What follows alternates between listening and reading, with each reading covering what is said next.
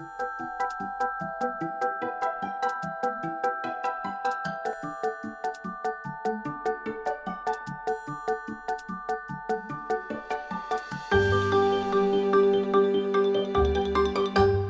you could talk about your introduction to Tony Robbins.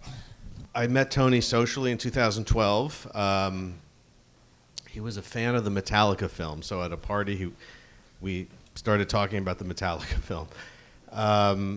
And we just kind of clicked for some reason, and I think Tony sensed that I might have some issues going on in my life, and he actually invited me to attend this thing.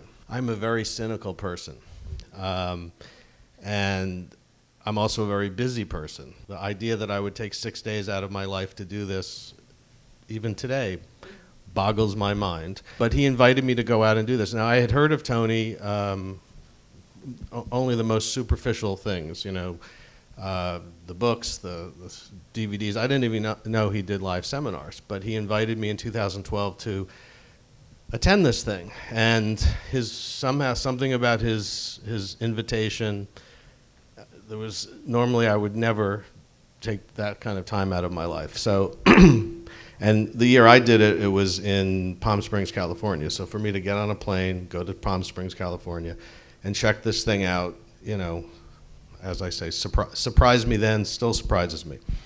So you went in with reticence. I would have to say I went in kicking and screaming, because I don't normally go for these kinds of things.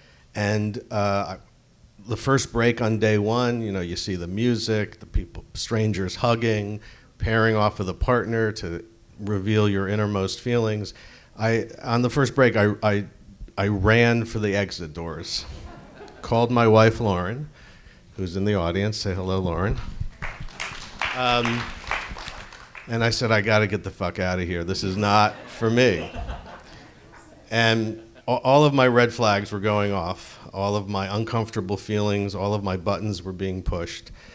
And I thought I had to leave. And my wife said, give it another day. And also Tony was very, as I later learned, he routinely invites 15, 20 people to any of these events. So there's guests that his people are aware of. So his people were very aware that I was there. And so that was my concern. It's like, Lauren, how do I leave here early without insulting the guy? So I was very, I didn't want to insult the guy. Lauren said, stick it out for another day. And on day two, we did that exercise that you see in the film where you go back to your earliest memory and challenge yourself to go to the memory before it to kind of release you from that. And in the seminar, it's actually about a 40-minute process. And I came out of it deeply moved, crying, and I'm not a crier, and, there's a good reason for that, but which we won't go into. But,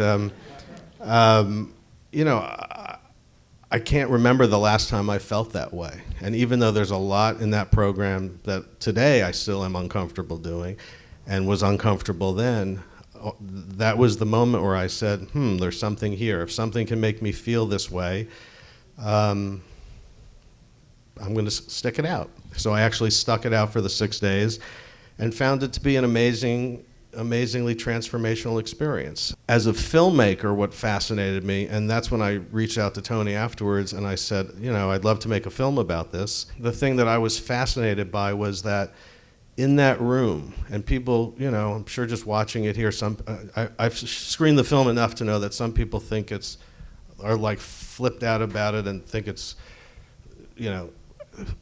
think negative things about it. Some people love it. Some people observe it more as just what other people are doing. So I've had a very wide range of reaction to the film. But in that room, I can tell you, 2,500 people, all boundaries melt.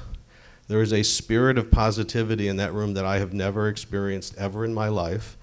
There's a caring amongst people that you never see, and so I wanted to, how can I capture that on film and give that to an audience? Well, I don't want people to go run and sign up for Tony Robbins seminars, but my goal was to just give that feeling in that room of that just connection to yourself, which is so hard for a lot of people, and to capture that feeling that people had for one another, which Tony actually refers to it as a concert in the film. He talks about getting together, and one of the things has been discussed that in many ways this plays like a concert film. Yeah. This plays as a presentation of what's going on, and whatever you're going to bring to it, you're going to bring to it.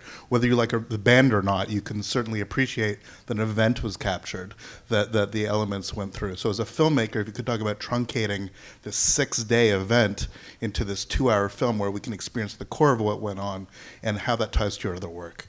Well, the concert metaphor is very much what I view this film as. To me, it's kind of a concert, but a concert of human emotion.